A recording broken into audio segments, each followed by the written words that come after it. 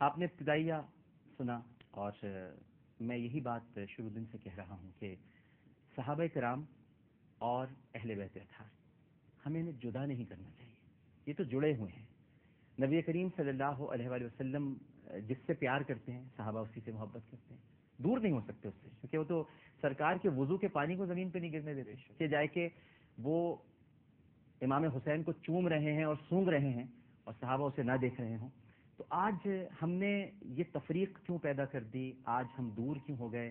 اتحاد کا جو میسج، جو پیغام، کیونکہ امام حسین کے لشکر میں، جس کو آپ لشکر کہہ لیجئے، وہ کہ لشکر نہیں تھا، ایک چھوٹی سی جماعت تھی، صبر والوں کا قافلہ تھا. اس میں حبیب ابن مظاہر بھی ہیں رضی اللہ تعالیٰ عنہ، جو صحابی رسول ہیں. تو اس کا مطلب صحابی رسول تو اس گروہ کے ساتھ تھے، اس جماعت کے ساتھ تھے، اس حق پرستوں کے ایک گروپ کے ساتھ تھے جنہوں نے جو باطل سے ٹکرائے. تو صحابی تو ادھر ہیں. تو اس کا مطلب جو صحابیت کی محبت ہے، جو صحابیت کا درجہ ہے، جو صحابہ کرام کا احترام ہے، وہ تو امام حسین ساتھ لے کر چل رہے تھے. تو آج ہم جو دور ہو گئے ہیں اور ایک دوسرے کو سمجھ نہیں پا رہے ہیں، اتحاد میں ہم خود ہی رکاوٹ پیدا کر رہے ہیں، یہ ہماری حالت کیوں ہے؟ نحمدہ و نصلی علی رسول کریم. اما بعد، ایک واقعہ آپ نے ارشاد فرمایا حضرت عمر فاروق رضی اللہ تعالی عنہ کا، اور دوسرا واقعہ شاید حضرت ابوبکر صدیق رضی اللہ تعالی عنہ کا ہے کہ جو عام ایسا طبقہ کہ جو یہ چاہتا ہے کہ مسلمانوں میں آپس میں انتشار ہو، افتراق ہو، اور وہ یہ کہنا چاہتے ہیں کہ اہل بیت کوئی الگ طبقہ تھا اور صحابہ کرام کوئی الگ طبقہ تھے، جبکہ صحابہ تو یعنی اہل بیت تو ہے ہی صحابہ، جی، ایک دوسرے سے جدا ہے نہیں. اب جی حضرت ابوبکر صدیق رضی اللہ تعالیٰ ممبر پہ خطبہ دے رہے ہیں اور خطبے کے لیے بیٹھے ہیں کہ اتنے میں دیکھا کہ حسین کریمین دونوں تشریف لے آئے. تو آپ نے بڑے احترام کے ساتھ اتر کر کے دونوں کو اپنے دائیں بائیں بٹھایا، یعنی اتنا ان کو احترام اور ان کو عزت دی. اور پھر وہ واقعات سارے موجود ہیں کہ جب حضرت حسین رضی اللہ تعالی عنہ تشریف لے جا رہے ہیں تو صحابہ کرام کتنے پریشان اور کتنے تڑپ رہے ہیں اور ان کو اپنی طرف سے مشورے دے رہے ہیں. اور وہ واقعہ بھی سامنے ہے. میں تفصیل میں نہیں جانا چاہتا، مختصراً بیان کرتا ہوں کہ صحابہ ان کے ساتھ تشریف لے بھی گئے، اور پھر جب اس کے بعد یہ سارے کا سارا واقعہ ہوا اور یہ لٹا پٹا قافلہ جو خواتین اور بچے لوٹ کر کے آئے ہیں مدینہ منورہ، تو وہ منظر دیکھا نہیں جاتا کہ نماز کا ٹائم ہے، لیکن جب یہ حضرات تشریف لائے تو صحابہ کرام جو ہے وہ یعنی بلک بلک کے رونے لگے، ان کے اس غم کو اور ان کی تکلیف کو برداشت نہیں کر سکے.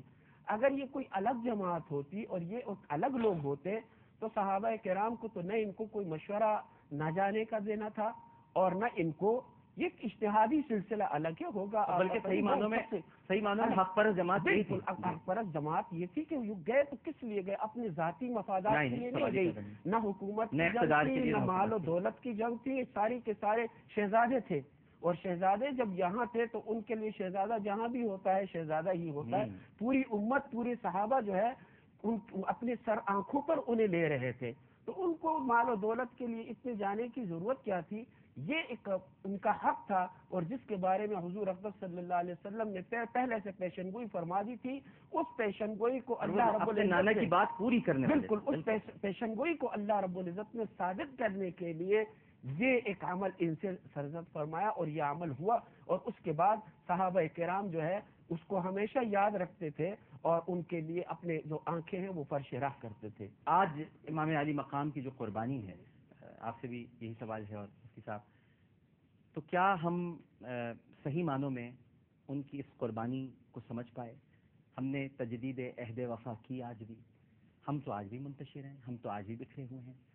وہ تو چاہتے تھے ہم یکجا ہو جائیں، وہ تو بس ایک ظلم کی دیوار سے ٹکرا گئے تھے، اور انہوں نے تاریخ میں یہ رقم کر دی جو حقیقت تھی کہ ظالم ہر دور میں ایک ہوتا ہے اور حسینیت بھی ایک ہے اس سے ٹکرانے والی.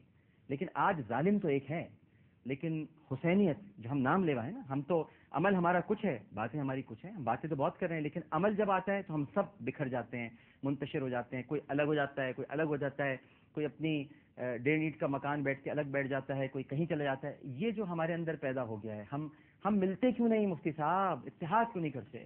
قرآن کریم نے بڑے خوبصورت انداز سے ارشاد فرمایا لما تقولون ما لا تفعلون، تم لوگ کیوں وہ کہتے ہو جو کرتے نہیں؟ تو ہم نے حضور اقدس صلی اللہ علیہ وسلم، صحابہ کرام رضوان اللہ علیہم اجمعین، اور اس کے بعد حضرت علی رضی اللہ تعالیٰ عنہ اور حضرت حسین رضی اللہ تعالیٰ عنہ کے جو مقاصد تھے اور جو ان کے جو عمل تھا وہ تو یہی تھا کہ امت یکجا ہو جائے، ظلم کے خلاف، بربریت کے خلاف، طاغوت کے خلاف یکجا ہو جائے اور منتشر نہ ہو، الگ الگ پاکٹ نہ ہو.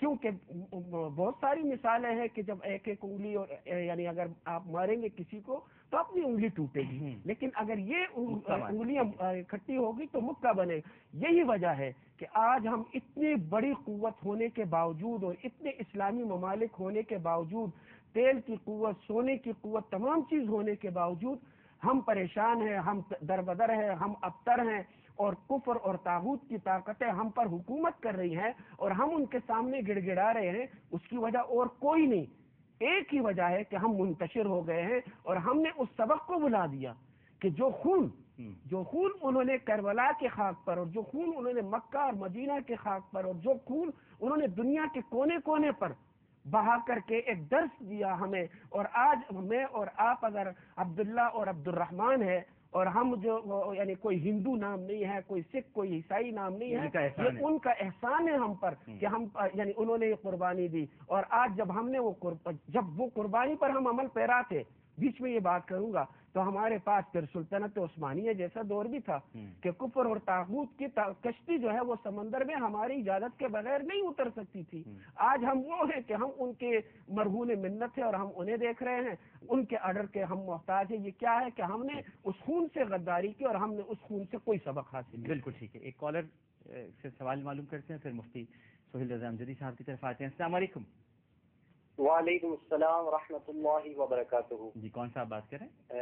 عامر بھائی، میں لاہور سے محمد وقاص فیل بات کر رہا ہوں. کیا حال ہے؟ الحمدللہ جناب وقاص صاحب. عامر بھائی، دو سوالات ہیں میرے. جی. پہلا سوال یہ آپ سے مفتی صاحب سے پوچھنا تھا کہ کیا یہ بات حدیث شریف سے ثابت ہے کہ جو شخص یوم عاشورہ اپنے اہل خانہ کے ساتھ خوش اخلاقی اختیار کرے تو اللہ پاک اس کو سارا سال کشادہ رزق عطا فرماتا ہے؟ ٹھیک ہے.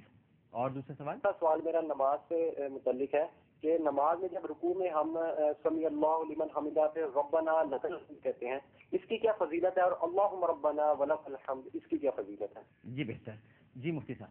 لیکن جہاں تک پہلا سوال ان کا ہے کہ جو حدیث پاک انہوں نے پیش کی، تو یہ بحقی میں یہ حدیث پاک موجود ہے کہ سید عالم صلی اللہ علیہ وسلم نے فرمایا کہ جو اس دن اپنے اہل و عیال پر مال میں کشادگی کرے گا، یعنی کھانے پینے میں زیادتی کرے گا، ان پر مال خرچ کرے گا، تو اللہ تبارک و تعالیٰ پورے سال اس کے رزق میں تنگی پیدا نہیں فرمائے گا، اس کے رزق میں وسعت ہوگی. اچھا، بعض احادیث کریمہ ایسی ہوتی ہیں کہ اس پر محدثین کی جرح ہوتی ہے. اگر یہ سند ضعیف بھی ہے تو ضعیف حدیث جو ہے وہ فضیلت کے عنوان میں قابل قبول ہوتی ہے، کیونکہ ہم اس سے کوئی مسئلہ ثابت نہیں کر رہے، نہ ہم وجوب کا مسئلہ ثابت کر رہے ہیں. ہم یہ کہتے ہیں کہ فضائل کے عنوان میں ہے تو یہ قابل قبول ہے، کوئی کرے گا تو انشاءاللہ اسے ثواب بھی ملے گا اور اللہ تبارک و تعالیٰ اس کے رزق میں وسعت عطا فرمائے گا.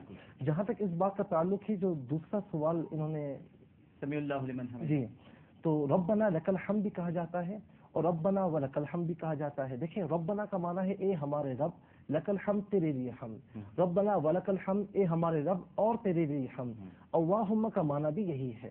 تو تینوں کلمات استعمال کی جا سکتے ہیں، تینوں کلمات کا معنی ایک ہی بنے گا، لیکن اللہم ربنا میں یہ ہوگا کہ ربنا کی تکرار ہو جائے گی، تو جتنی تکرار ہوگی تو رب تعالیٰ کو اتنی پسند ہوگی. اچھا، یہ بھی ایک واقعہ تھا نا، اگر آپ کو یاد ہو تو اچھا لگے گا اگر بیان کر دیں، میرے کچھ ذہن سے پھسل رہا ہے کہ ربنا لک الحمد تو کسی نے پیچھے سے پڑھا تھا ربنا لک الحمد حمدا کثیرا طیبا مبارکا فیہ، تو نبی کریم صلی اللہ علیہ وسلم نے ارشاد فرمایا تھا کہ یہ بہت خوب پڑھا گیا ہے. کچھ